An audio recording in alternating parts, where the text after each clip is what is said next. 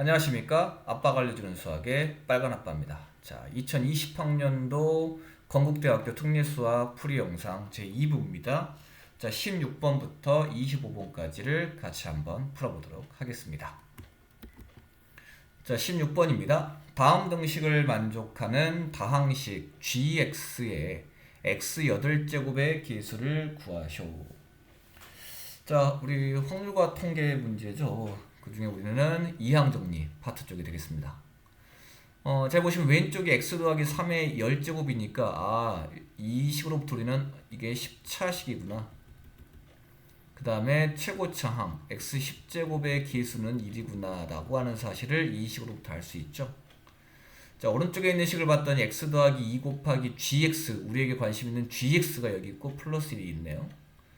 자, 근데 이게 10차식이고 x 더하기 2가 1차식이니까 gx는 몇 차식이 될까요? 9차식이 되겠네요. 그래서 오른쪽에 있는 식을 조금 풀어서 쓰면 x 더하기 2 곱하기 9차식인데 최고차항의 계수가 1이니까 gx의 최고차항의 계수도 1이 될 것이면서 이렇게 되겠죠. 그래서 ax 8제곱 쭉쭉쭉쭉 플러스 1 이렇게 써볼게요. 자, 우리는 gx의 x 8제곱의 계수가 관심이 있으니까 결국 이 식에서 어떤 값이 a가 관심이 있겠네요. 자, 그럼 a를 어떻게 구할 것이냐? 잘 보시면 a가 소속되어 있는 것 중에서 가장 간단하게 우리가 구할 수 있는 항의 차수를 생각해 보시면 이렇게 곱하면 몇 차예요? 9차잖아요. 그러니까 우리는 9차식의 9차항의 계수를 같이 한번 구해보자, 이런 생각이 들겠죠. 자, 오른쪽에 있는 식의 9차항의 계수는 이렇게 곱해서 얼마? ax 9제곱 있잖아요. 계수가 a가 되겠죠.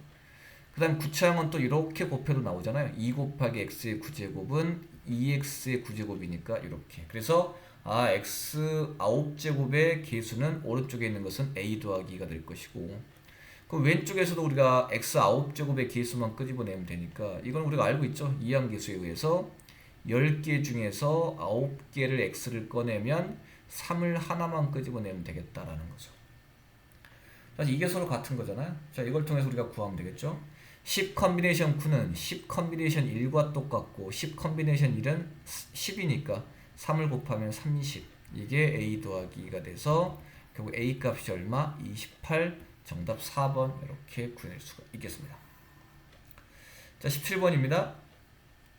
어떤 fx가 주어져 있는데요. fx가 x 빼기 2018, x 빼기 2019, x 빼기 2020의 그래프와 x축으로 둘러싸인 부분의 넓이입니다. 이런 거죠. fx는 x축과 만나는 교점이 3개야. 2018, 2019, 2020인 거잖아요. 이게 3차식이기 때문에 이렇게 되잖아요. 그 다음 2019를 중심으로 좌우 대칭이니까 이 부분 넓이와 이 부분의 넓이가 어떨까요? 같겠습니다. 자, 이 부분의 넓이를 구하래요. 근데 우리 친구들 이걸 갖다가 적분해가지고 그냥 구하려고 하면 이게 3차식이기 때문에 적분하면 4차식, 거기다 2018의 4차 4제곱 이거 쉽지 않죠. 그래서 그와 같이 그냥 단순히 적분하기는 힘든데, 이걸 우리가 생각해보면 이런 아이디어로 출발할 수 있어요. 어차피 얘는 뭐랑 그림이 똑같냐면 얘를 갖다가 평행 이동을 해요. 어떻게?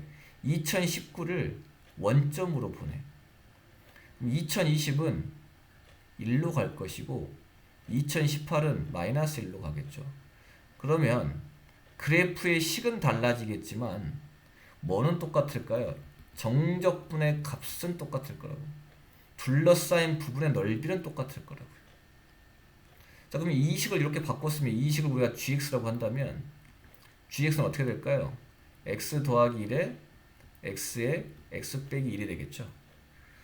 그러니까 우리는 이 fx와 x축으로 둘러싸인 부분의 넓이는 이 gx와 x축으로 둘러싸인 부분의 넓이랑 같을 거기 때문에 우리는 이것을 이용해서 구할 수 되겠죠. 이걸 전개하시면 x 세제곱 빼기 x 이렇게 되겠네요.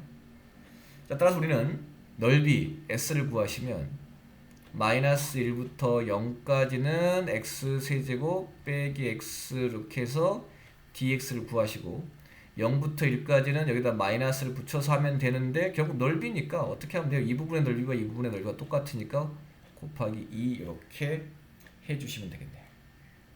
됐죠? 이걸 계산합시다. 자, x 세제곱을 정적분하시면 4분의 1 x의 4제곱, x 적분하시면 2분의 1 x제곱, 이게 마이너스 1에 0 이렇게 되겠죠. 자, 0 넣으면 0일 거니까 마이너스 1만 넣으면 이거 4분의 1인데 앞에 마이너스가 붙었겠죠. 이거 마이너스 2분의 1인데 앞에 마이너스가 붙으니까 2분의 1이 되겠죠. 그래서 이걸 계산하시면 답이 얼마다? 2분의 1이다. 이렇게 구할 수 있겠죠. 정답 3번이 되겠습니다. 자, 18번입니다. 18번.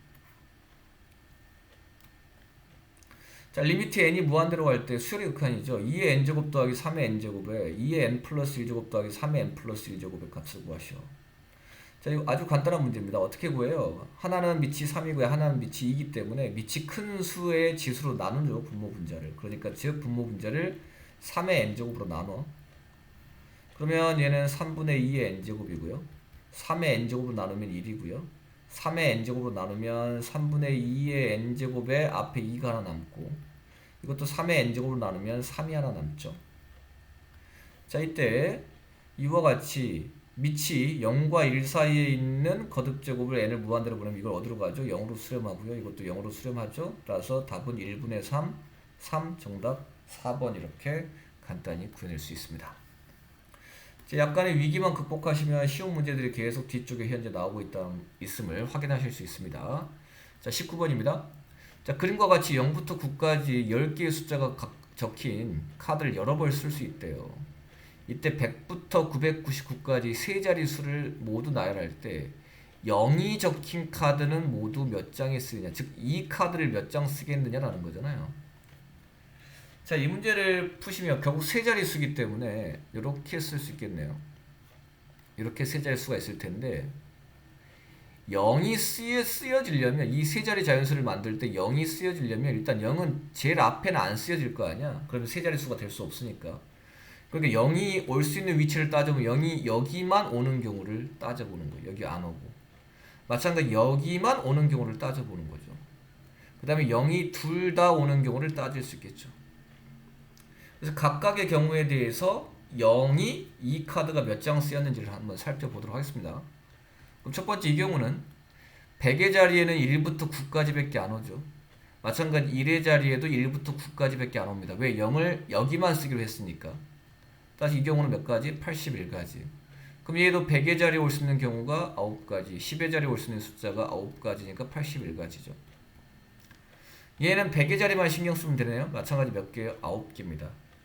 그래서 우리가 만들 수 있는 숫자는 이렇게 되는데, 우리는 우리가 만들 수 있는 숫자에 관심이 있는 게 아니잖아. 뭐에 관심이 있어요? 이걸 만들 때 이 카드를 몇 장 썼냐잖아요. 그럼 얘는 0을 한 개밖에 안 썼기 때문에 결국은 81장을 쓴 거죠. 얘도 0을 한 장밖에 안 썼기 때문에 81장 썼을 거라고. 하지만 얘는 이 숫자 하나 생길 때마다 0을 몇 개씩 썼어요? 2개씩 썼다고요. 그러니까 9개의 숫자를 만들었지만 우리가 2장씩 썼기 때문에 18장을 썼다고 보시면 되겠죠. 총 몇 장을 썼냐 하면 81 더하기 81 더하기 18에서 몇 장? 180장을 썼다. 이렇게 보시는 겁니다. 됐죠? 자, 20번 문제입니다. 자, 4와 6만으로 이루어진 5자리의 자연수 중에서 어떤 이웃한 세 자리도 그 수의 합이 14래요. 아, 무슨 말이냐면 이런 거죠. 5자리의 수가 이렇게 있어요. 근데 여기를 잡든 여기를 잡든 여기를 잡든, 그쵸? 어딜 잡든지 간에 합이 얼마로 일정하다? 14로 일정하다라는 거고요. 근데 사용된 숫자는 뭐랑 뭐밖에 없대요? 4하고 6밖에 없대요. 그러면 일단 첫 번째는 14를 어떻게 만들 수 있을 것인가를 알아봐야 되겠죠. 14는 4 2개랑 6 하나면 되죠. 즉 4 2개에 6 하나면 우리가 14를 만들 수 있기 때문에 어떤 숫자 중심으로 가시면 되냐면 6이 하나밖에 안 쓰였으니까 6을 중심으로 한번 살펴보는 겁니다. 그럼 첫 번째 6이 맨 앞에 오는 경우를 한번 생각해 볼까요? 6이 맨 앞에 오는 거야. 자, 6이 맨 앞에 오면 그 다음 당연히 4 2개가 와야 14가 된다고요. 그다음 마찬가지 4 두 개가 왔으니까 이렇게 봤을 때 14가 되려면 이게 6이 와야 되겠죠. 다시 이렇게 봤을 때 이게 14가 되려면 4가 하나 더 있어야 되겠죠. 이런 경우 조합 가능하죠. 이게 첫 번째가 이런 건가요? 즉 6이 첫 번째 왔다는 것은 6이 네 번째 오는 경우도 마찬가지가 되는 겁니다. 그럼 두 번째, 6이 이제 두 번째 자리에 오는 경우도 한번 따져봅시다. 이렇게 6이 두 번째 오면 좌우에 4가 있어야지만 일단 14가 되겠죠. 그 다음 이렇게 봤을 때 14가 돼야 되기 때문에 여기에 4가 있어야 되겠죠. 이렇게 했을 때 얘가 14가 돼야 되기 때문에 이게 6이 돼야 되겠죠. 어떻습니까? 이 경우도 가능하죠. 자, 세 번째, 이번에는 가운데 6이 온다고 가정해 볼까요? 가운데 6이 옵니다. 세 번째 자리에 6이 와. 그럼 좌우에 일단 4가 와야지만이 14가 되겠죠. 그럼 여기에 4가 14가 되려면 여기에 4가 와야 되겠고요. 이렇게 되면 여기도 4가 와야 되겠죠. 맞습니까? 오케이?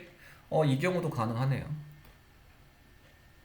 자, 그 다음에 아까 했듯이 6이 네 번째 오는 경우는 여기 했었습니다. 6이 다섯 번째 오는 경우도 여기 했었죠.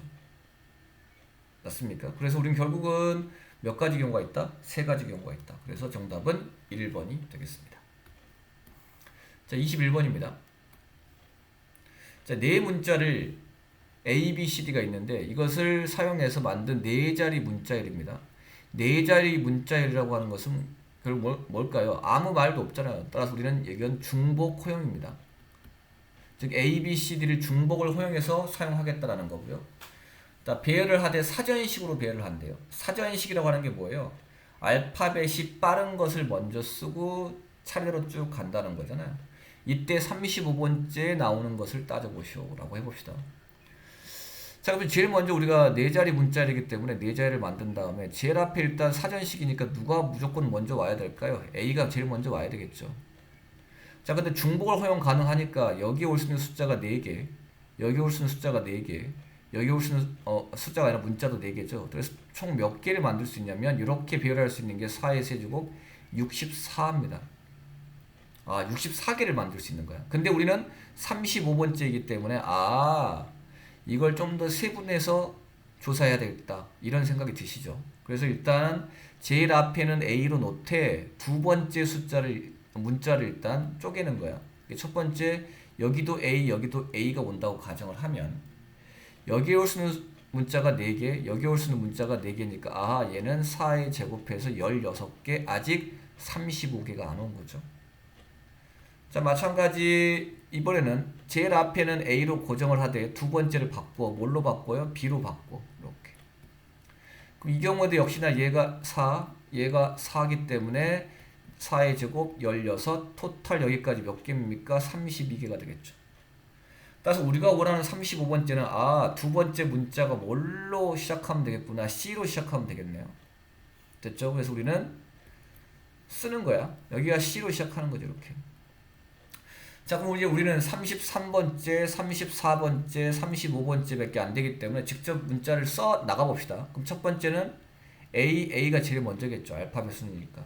그 다음에는 C에 A는 그대로 놔두고 얘가 B가 오면 되겠죠. 그 다음에는 A를 그대로 놔두고 이 부분이 뭐가 오면 될까요? C가 오면 되겠네요. 이게 바로 35번째 문자열이 되겠습니다. 그래서 정답은 3번이 됩니다. 자, 22번 갈게요. 자, 6개의 원 A, B, C, D, E, F가 있는데요. 여기에 빨간색과 파란색과 노란색 세 가지 색만 쓴답니다. 중복 허용 가능한 거죠. 빨간색 여러 번, 파란색 여러 번, 노란색 여러 번 쓸 수밖에 없습니다. 왜? 색이 세 종류밖에 없고 칠해야 될 곳이 6곳이니까. 근데 원칙이 뭐냐면 이웃한 원은, 이웃했다는 것은 어디 하나라도 이런 곡선 부분이 이렇게 있으면 이웃했다고 보이는 겁니다. 서로 다르게 색을 칠해야 된대요. 이렇게 할 수 있는 경우의 수를 구하시오. 현재 19번부터 현재 22번까지 계속해서 우리 확률과 통계 부분이죠. 대부분 다 현재 경우의 수 부분을 묻고 있다는 걸 확인할 수 있습니다. 자, 그러면 일단 우리는 가장 어딜 먼저 칠해도 상관없지만 우리가 습관적으로 가장 많이 인접해 있는 원을 먼저 칠하기 때문에 B 또는 C를 먼저 칠하게 되겠죠. 그래서 B를 한번 칠해 볼게요. 그럼 B에 칠할 수 있는 경우는 몇 가지예요? 세 가지잖아요. 셋 중에 아무거나 칠하면 됩니다. 그래서 우리가 여기다가 빨간색을 칠했다고 가정을 할게요. 빨간색, 레드를 한번 칠했다고 합시다. 자, 그러면 이제 얘와 인접해 있는 또 다른 원 C를 칠할까요? C는 빨간색을 제외하고 몇 가지, 두 가지 색을 칠할 수 있죠. 그래서 편의상 여기다가 블루 이렇게 칠했다고 할게요. 자, 이제 나머지 원들을 칠해 봅시다. A는 레드, 블루 칠할 수 없기 때문에 몇 가지밖에 안 돼요? 한 가지밖에 안 되죠. 그 다음에 E, 이것 또한 두 원에 인접하고 있기 때문에 얘도 한 가지밖에 못 칠합니다. 뭐 칠할 수밖에 없어요? 옐로우 칠할 수밖에 없죠. 자, 그럼 D는 R도 못 칠하고 Y도 옐로우도 못 칠하죠. 따라서 얘도 한 가지밖에, 블루밖에 못 칠하죠. 마찬가지 F, 블루 못 칠하고 옐로우 못 칠하니까 레드밖에 칠할 수 없습니다. 그래서 각각의 원을 칠할 수 있는 경우가 1 곱하기 3 곱하기 2 곱하기 1 곱하기 1 곱하기 1이니까 6가지. 그래서 정답 2번 이렇게 칠할 수가 있네요. 됐죠? 자, 그 다음 23번부터 가볼게요. 자, 그런데 23번 이 문제는 우리 친구들이 풀 수 없습니다. 왜냐면 이거는 부등식의 영역이라고요. 우리 고등학교 1학년 수학의 도형의 방정식에 나왔던 건데 이게 현재 우리 2015 개정교육과정에서는 교육과정 밖의 문제이기 때문에 이 문제를 우리 친구들은 풀 필요가 없습니다. 그래서 풀이 또한 제외하도록 할게요. 자, 24번 가겠습니다. 이제 2개 남았네요. 좀만 힘내시고요. 자, A 지점에서 출발해서 여기서 출발해서 길을 따라서 가되 오른쪽 아니면 아래쪽으로 밖에 못 간다고요. 근데 두 길을 선택할 수 있는 확률이 2분의 1이랍니다. 자, 이때 B 지점에 도착할 확률을 PB, C 지점에 도착할 확률을 PC라고 할 때 PB에서 PC를 빼시오라고 했습니다. 일단 PB부터 구해볼까요? PB를 잘 보시면 결국 오른쪽으로 몇 번? 3번, 아래쪽으로 몇 번? 3번이잖아요. 즉 오른쪽으로 움직이는 것을 A라고 표현하고 아래쪽으로 움직이는 것을 B라고 표현한다면 결국 A하고 A하고 A하고 B하고 B하고 B를 나열하는 경우랑 똑같은 거죠. 맞습니까? 오케이? A 3번, B 3번 움직이면 되는 거니까 결국은 B까지 움직일 수 있는 경우를 구하시오라고 한다면 결국 우린 독립시행인 거잖아요. 그렇죠? 결국 A 3번에 B 3번이 나오면 되는 겁니다. 맞습니까? 따라서 우리가 PB를 구합시다. PB라고 하는 것은 결국 6번 중에 3번이 누가 나오면 돼요? A가 나오고요. 3번이 누가 나오면 돼요? B가 나오면 되는 거죠. 근데 A가 나올 수 있는 확률이 얼마라고요? 2분의 1이라고 했으므로 2분의 1 세제곱. B가 나올 수 있는 확률 역시나 2분의 1이라고 했으니까 2분의 1 세제곱하면 되겠죠. 자, 6 컨비네이션 3이 얼마입니까? 6 곱하기 5 곱하기 4에 3 곱하기 2 곱하기 1이고요. 2분의 1의 6제곱은 64분의 1입니다. 따라서 이거 약분하시면 64분의 20이구나 이렇게 구할 수 있겠죠. 약분 안 할게요. 자, 같은 방법으로 C까지 가는 경우를 따져보시면 C까지 가는 경우는 총 6번 만에 가되 A가 몇 번 나와야 돼요? 4번 나오고 B가 몇 번 나와야 돼요? 2번 나와야 되겠죠. 그래서 우리가 PC를 구하시면 마찬가지 독립시행에 의해서 6번 중에 4번이 A가 나오면 되고 2번이 B가 나오면 되는 거죠. 자, 6 컨비네이션 4는 6 컨비네이션 2랑 똑같기 때문에 이렇게 쓸 수 있고 마찬가지 2분의 1의 6제곱은 64분의 1이 됩니다. 약분하시면 15가 되기 때문에 64분의 15가 되겠죠. 자, 결국은 내가 구하고 싶은 PB에서 PC를 빼라고 하는 것은 64분의 20에서 64분의 15를 빼면 되니까 64분의 5 정답이 몇 번? 3번임을 구해낼 수가 있겠습니다. 자, 마지막 25번 갈게요. 자, 25번은 우리 합성함수에 관련된 문제죠. 합성함수를 이용한 방정식 문제고요. 고등학교 1학년 수학, 고등수학 내용입니다. 아마 많은 친구들이 25번을 가장 어려워하지 않았을까라는 생각이 드네요. 자, 함수 fx의 그래프가 다음과 같이 좀 복잡하게 그려져 있더라라는 거고요. 이때 방정식 fx 더하기 f 서클 fx 합성함수죠. 이걸 합했더니 2가 되는 이때 모든 실근의 합을 구하라. 일단 이 그림을 이 식을 갖다가 해석해드리면 다음과 같습니다. 여기에 x가 있는 거죠. 여기에 또 다른 또 x가 있는 거예요. 이렇게 됩니다. 이렇게. 여기가 f고요. 이게 f 서클 f인 거예요. 이렇게. 됐죠? 오케이. 뭐 이게 x가 뭐 아닐 수도 있으니까 이렇게 지워볼게요. 여기 집합이 있어요. 그냥 집합 이렇게. 현재 이렇게 갔을 때 얘가 뭐냐면 fx고요. 이렇게 넘어가면 이게 f 서클 fx거든요. 다른 말로 하면 이렇게 되는 거죠. 문제에서 요구하는 게 뭐냐면 결국 뭐예요? 여기 있는 함수값과 여기 있는 함수값을 더했더니 이게 얼마가 되더라? 2가 되는 무엇을 구하라? 여기 있는 값을 구하라라는 거죠. 맞습니까? 이해되셨죠? 오케이. FF입니다.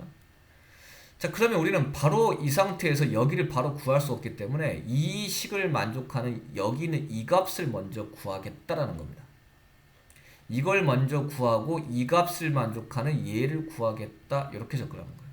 이게 1단계, 이게 2단계 이렇게 보시면 되겠죠. 자, 그래서 계산을 좀 편하게 하기 위해서 여기 있는 이 값을 우리가 t라고 이야기를 할게요. 그럼 여기 있는 이 값은 뭘로 바뀔까요? ft가 되겠죠. 즉 t 더하기 ft가 2가 되는 나는 t의 값을 구하고 싶은 거지. 근데 어차피 ft는 뭐랑 똑같냐면 함수의 그래프는 fx랑 똑같으니까 얘가 ft라고 보셔도 되는 거예요. 어차피 똑같은 함수를 합성한 거잖아. ft나 fx나 그래프는 똑같다고 보시면 돼요.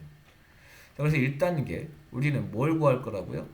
t 더하기 ft가 2를 만족하는 t의 값을 구하겠다고요. 됐죠? 오케이? 자, 그럼 어떻게 구할 것이냐? ft의 그래프를 알아? 그다음 t를 넘겨. 그럼 이렇게 되는 거죠. 그럼 이건 뭐예요? ft하고 y는 ft하고 y는 2 빼기 t하고의 교점을 구하라 이런 뜻이거든요. fx가 이 그림이지만 이거 ft도 된다고 했으니까 얘가 t고 얘가 y로 봐도 상관이 없다고요.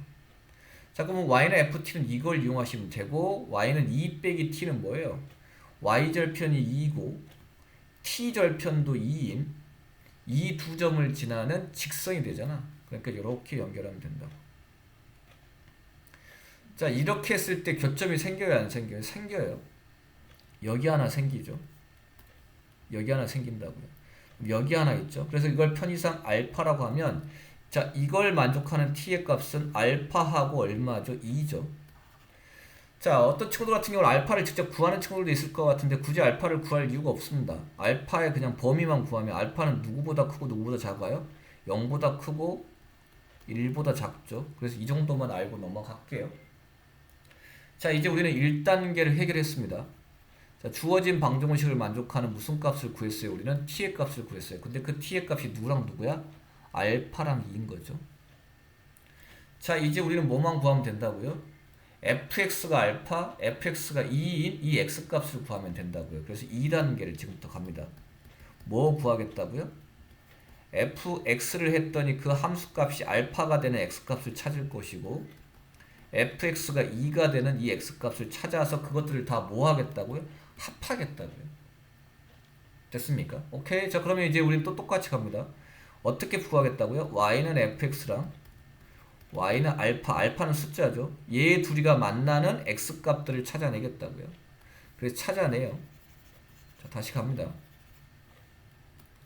자, y는 fx는 이 그림이 있다고 그대로. 근데 알파는 뭐예요? 알파는 x축의 평행한 직선 이런 것들을 말하는 거잖아요. 근데 그 알파가 어디서부터 어디까지만 움직여요? 0부터 1까지 움직여요. 1은 여기 있죠?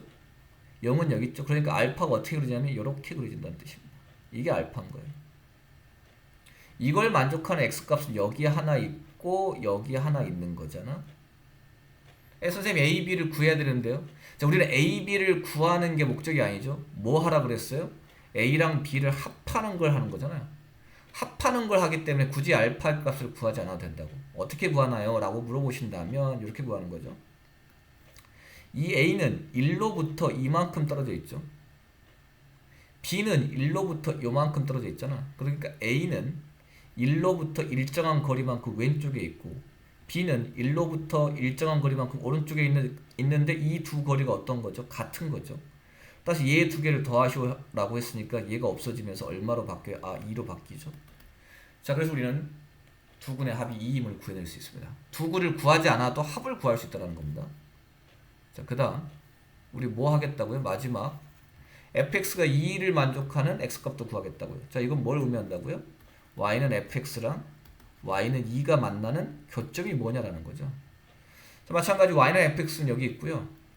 y는 2라고 하는 것은 마찬가지 x축에 평행한데 0,2를 지나야 되니까 이거잖아요. 따라서 얘가 만나는 점의 x좌표를 구하라는 거죠. 얼마입니까? 1이네요. 그래서 2 근이 1입니다. 그래서 결국은 이 방정식을 만족하는 근이 총 몇 개 생긴다? 3개 생긴다. A랑 B랑 1이 생긴다라는 것이고요. 이때 실근의 합을 구하시라고 했으니까 2하고 1을 더한 얼마가 된다? 3이 된다. 정답 몇 번? 4번이 됨을 구해낼 수가 있겠습니다. 자, 이렇게 해서 총 2번에 걸쳐서 2020학년도 건국대학교 특례수학 문제를 모두 다 풀어보았습니다. 대단히 수고하셨습니다.